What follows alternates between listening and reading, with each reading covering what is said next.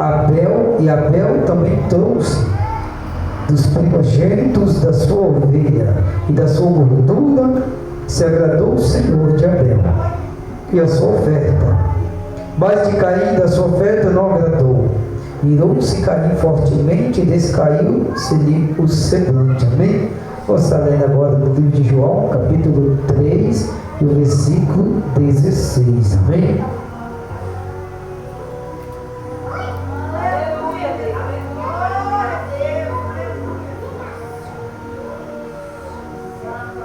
Livro de João, capítulo 3, versículo 16.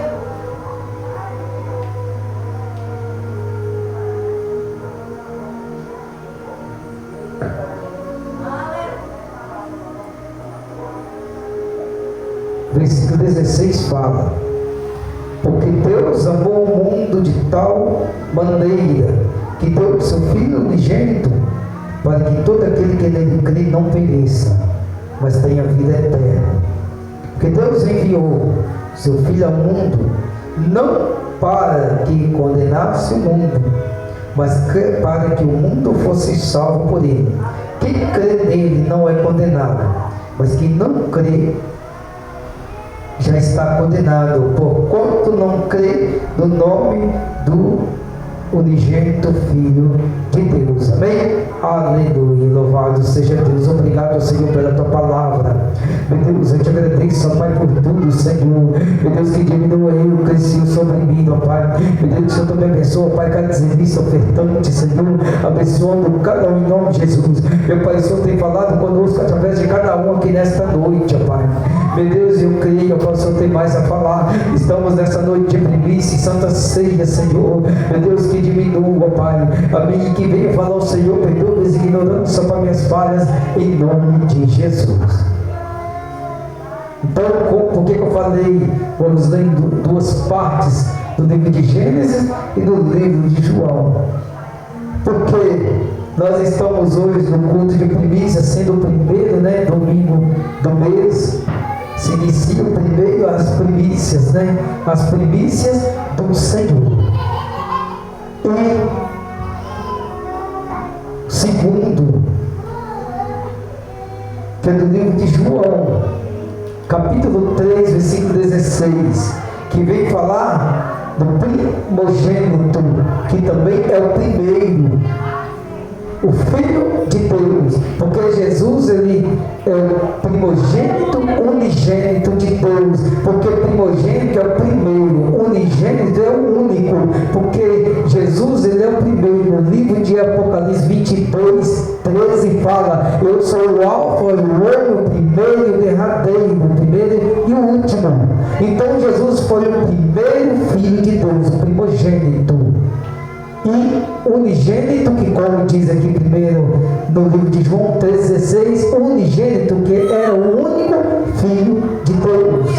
Então não se dizia Filho de Deus ninguém na terra, simplesmente criatura.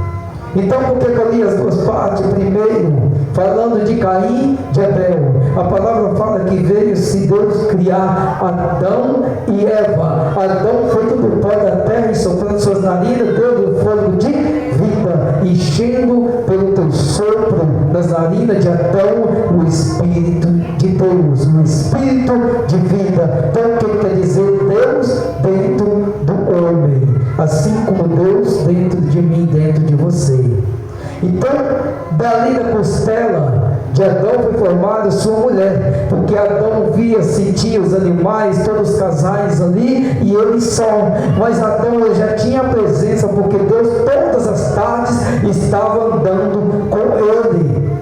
Então não era para Deus suprir a alegria, a presença, porque a palavra fala que todos os dias Deus à tarde estava ali falando e andando com Adão no jardim. Então Deus viu a necessidade do homem, que o homem não poderia estar só. Deus viu isso em Adão. Então por isso que Deus disse: não é bom que o homem esteja só, fale-ei uma disjuntura.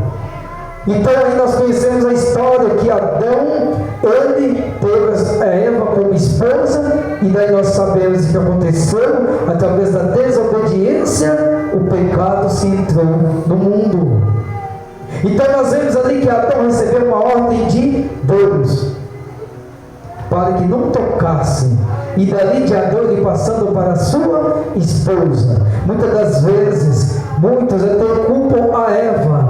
Por culpa da Eva. Não, o mais culpado foi Adão, porque a ordem foi dada para ele, e a autoridade estava sobre ele, acima de Eva. Então se Eva comeu, porque ele também estava desejando tocar, porque se ela disse para ele que era bom, ele também vindo provar do fruto. Então, por isso que você vê lá que Deus ele não procurou Eva. Deus viu que eles tinham errado, mas Deus chegou, Adão, e Adão estava escondido, porque estava nu. Eles já tinham lhe conhecido a nudez. Por que escondeste? Senhor, porque ele estava nu. Mas quem te disse que estava nu? Mas Deus já sabia. Mas Deus quer ouvir da boca da pessoa. A mulher que tu me deste me enganou. Então você vê aqui que Deus ele não procurou Eva. Deus viu que a serpente enganou Eva, mas Deus foi naquele que foi passado a ordem. Foi até Adão, porque a ordem foi dada para ele. Então era ele que tinha que não deixar isso acontecer. Se ele provou, é porque ele também estava com desejo no coração. Então, daí, resumindo, nós vemos que nasce Caim, nasce Abel. Mas ali, por que eu disse um pouco de Adão? É porque para falar um pouco de Abel e Caim, porque eram as primícias, a oferta ao Senhor. Então, por que eu quis dizer? Porque o pecado se entrou no jardim, porque é a culpa do pecado da desobediência. Então, nós vemos dois ali que sempre trazia algo para Deus. Nós vemos que Abel, ele trazia das suas ovelhas melhores para o Senhor, selecionadas, e ali ele sacrificava ao Senhor. Deus recebia com alegria, com prazer. Caim também é aquele que trazia das suas ofertas, dos frutos, mas ele não trazia o primeiro, ele não trazia o melhor, mas sim daquilo que lhe sobrava. Mas Deus não recebia. Muitas das vezes o homem, a mulher reclama: mas por que, Senhor? Mas é por causa de algo. Porque Caim ali não achou-se agradável, Deus não recebeu a primícia dele. Deus disse: por que caíste o teu semblante? Se procederdes bem, não há de ser aceito. Então Deus estava dizendo para ele: não está fazendo direito, porque ele trazia aquilo que sobrava, e Deus não recebia aquela oferta. Porque Deus ele recebe a oferta, não é por quantidade, mas sim é a oferta que vem direto do coração. Porque muitas das vezes nós olhamos assim: ele trouxe o melhor cordeiro, a melhor ovelha, mas Deus estava olhando o coração dele. Porque através do coração dele, fez com que ele trouxesse o melhor para Deus. Porque se ele tivesse um coração mau, ele ia trazer a ovelha das piores, das aleijadas. Mas não, mas quando o homem de Deus, ele tem um coração voltado para o Senhor, ele quer fazer o de melhor, quer trazer o de melhor para agradar os olhos do Senhor, porque ele está plantado no coração dele, já é automático no coração dele. Então Caim, como ele já foi deixando a maldade entrar no teu coração, ele não ia pensar no melhor para Deus, ele ia pensar para si mesmo, porque a inveja já estava no seu coração.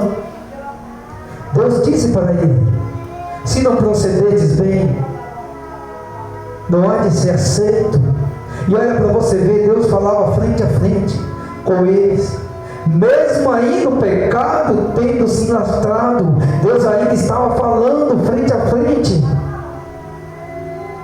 Depois de muito tempo que Deus disse: não falará mais Deus com o homem, porque o homem é carne pecadora, porque o que separa o homem de Deus é o pecado. O que mais dói é a separação da presença de Deus.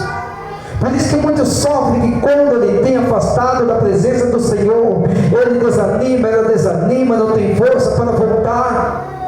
Muitas das vezes muitos apontam, muitos julgam, não quer nada com Deus, tu vai para o inferno mesmo. Mas não está passando na pele, porque muitas das vezes é a pessoa que não quer, mas não sabe que a pessoa está sem força, porque a pessoa, a partir do momento que perdeu a presença de Deus, ele fica sem força para andar.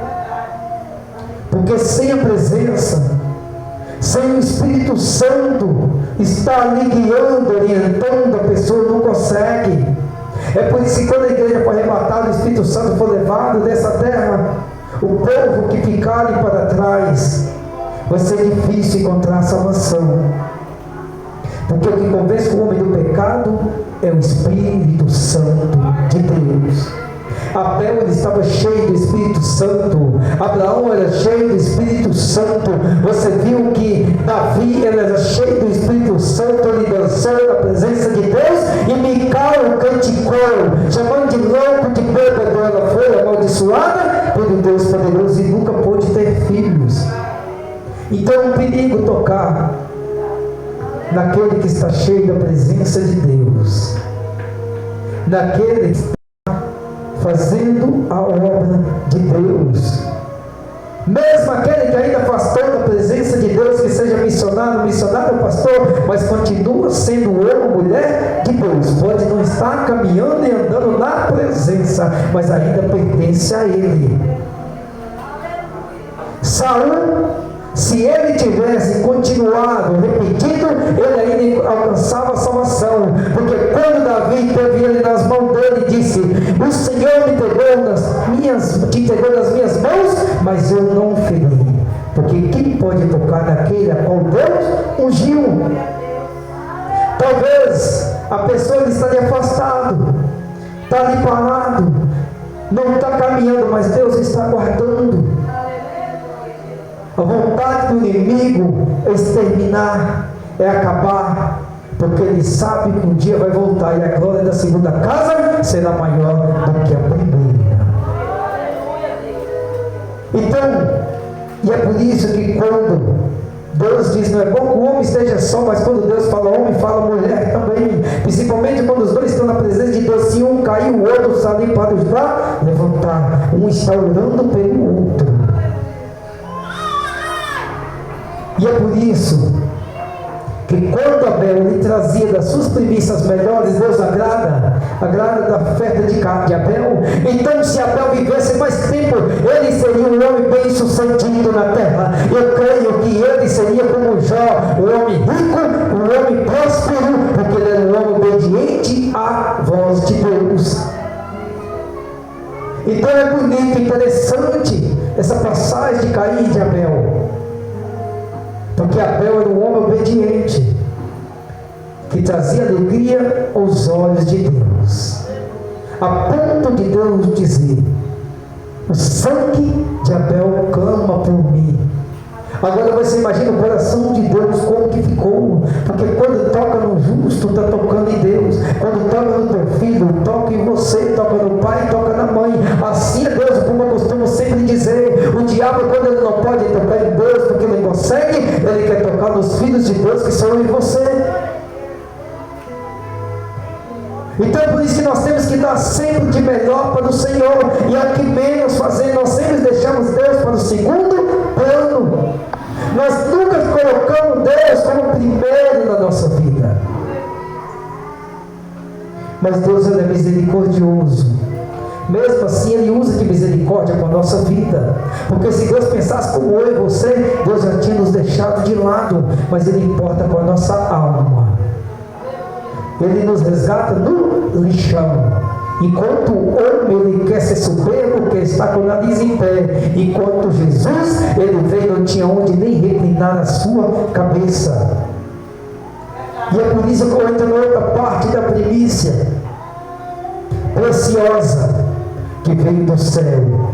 Aquele que Apocalipse 22:3 disse que ele é o Alfa, o Ômega, o primeiro, o derradeiro. Então, se ele é o primeiro, é o criador de todas as coisas, onde o livro de João disse: o verbo se fez carne, e o verbo estava com Deus, e o verbo era Deus, e tudo foi feito por ele. Sem ele nada do que foi feito, todas nós sabemos.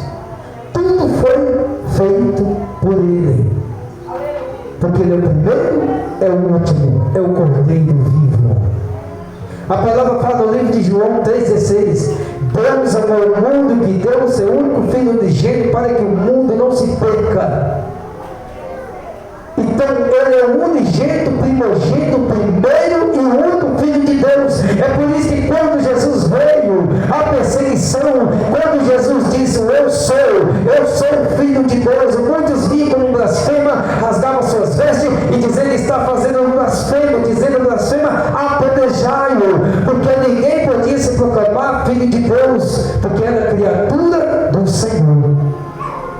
Mas Jesus era o único Filho de Deus, o primogênito, o primeiro.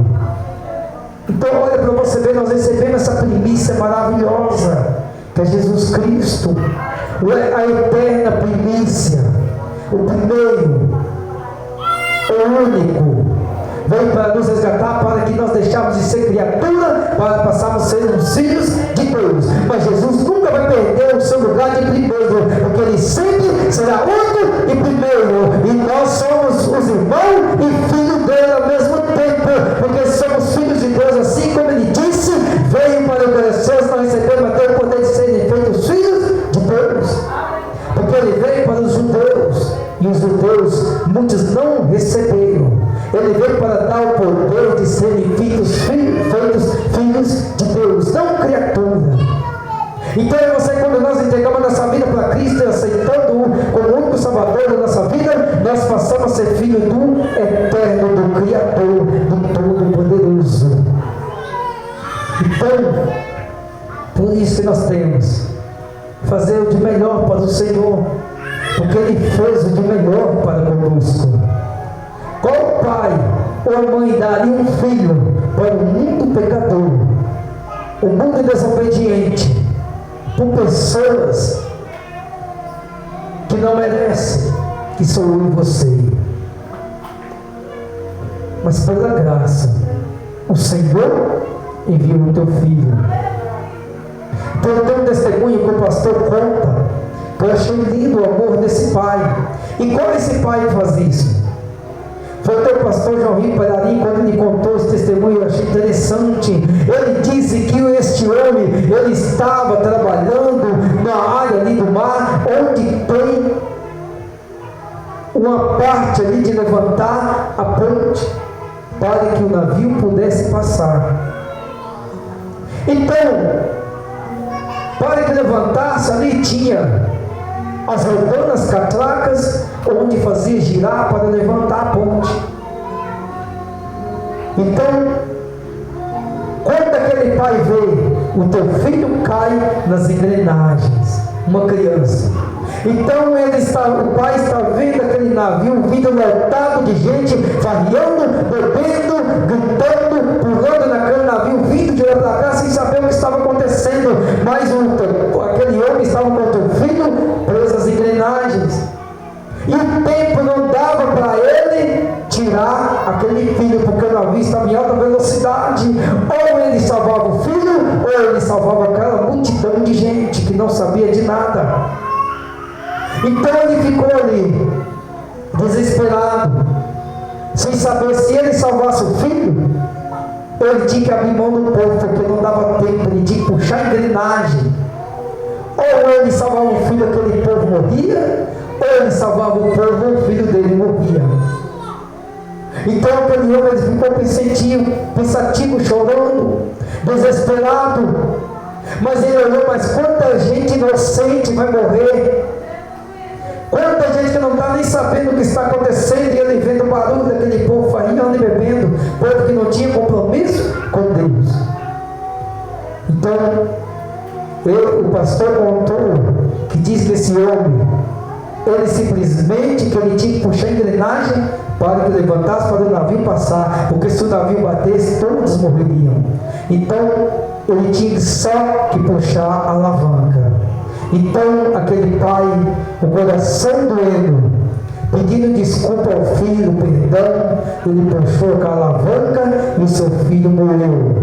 Foi imprensado e a ponte levantou, o navio passou, aquele povo tudo gritando, farriando, sem saber que aquele pai estava sofrendo com seu filho morto por causa deles. Ele sacrificou o seu filho para salvar aquela multidão que nem compromisso com Deus tinha. Então, isso que é o amor. Aquele povo sabia? Não. O povo seguiu sua viagem farriando, bebendo, e aquele pai ali sofrendo com seu filho morto. Ele deu a vida do filho pela vida daquele povo. Será que eu e você faríamos isso? Sacrificar um filho por causa dos rebeldes que não querem saber de nada? Então esse pai fez isso. Mas nada compara com o que Deus fez comigo e com você. Porque porque nunca ninguém vai chegar a uma dor, um sofrimento que Cristo passou e que o Pai eterno passou, vendo o seu filho sofrer. A palavra fala que Deus agradou em morrê-lo. Às vezes a gente pensa a palavra pesada, mas Deus vai agradar do seu filho sofrer assim. Quando diz Deus agradou, não é que Deus está agradando o sofrimento dele, Deus agradou pela nossa salvação. Porque Deus enviou seu filho para nos resgatar, porque Ele não viu ninguém digno na terra de salvar a humanidade. Tinha que ser Ele, tinha que ser aquele que iria ser gerado pelo Espírito Santo de Deus, não da relação de um homem com uma mulher, porque Maria era virgem. Jesus não poderia ser contaminado, porque se Jesus fosse gerado na carne, ele iria ser gerado no pecado, porque o pecado tomou conta do mundo. Então a palavra fala que todos pecaram, então ninguém é sem pecado. Desde a criança que é gerada no ventre, ela já é uma criança pecadora. O que acontece é que ela é inocente do pecado, ela só vai ter conhecimento daquilo que ela erra a partir da sua consciência, que já começa a partir dos 12, 13 anos acima.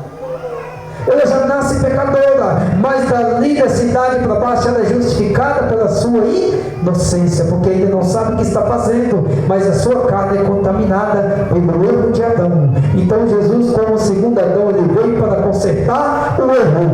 Então por isso que muitas das vezes nós pegamos a cara pelo nosso erro. Muitas das vezes Jesus ele veio e conserta o nosso erro pela misericórdia. Porque começou lá no início o homem errando, e Jesus ele veio para consertar, para nos resgatar. E através dele nós encontramos a passagem para a glória eterna. Então por isso, não pense você que Deus não fica triste, o coração não dói de ver a igreja que está hoje.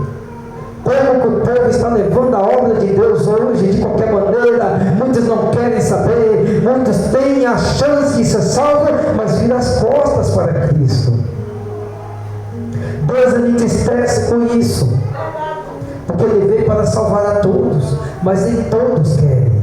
Deus ele não lança ninguém no inferno, é a pessoa que procura o inferno, porque a salvação está aí, a porta está aí.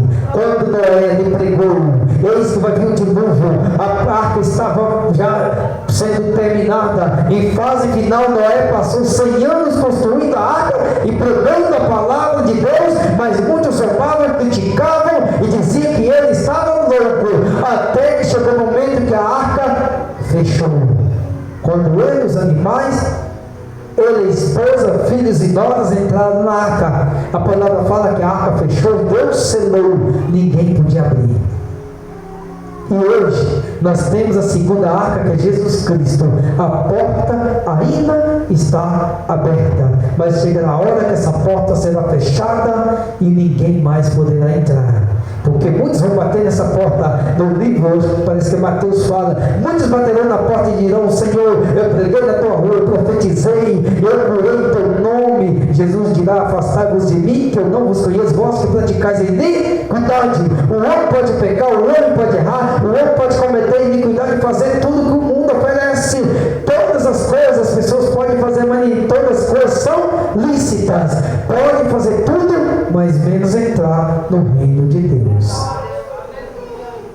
Então, que nós venhamos a cada dia nunca esquecer, mas sempre focar e fazer como se fosse o último dia, o último momento da nossa vida, o de melhor para o Senhor, dando-lhe a honra e a glória sempre.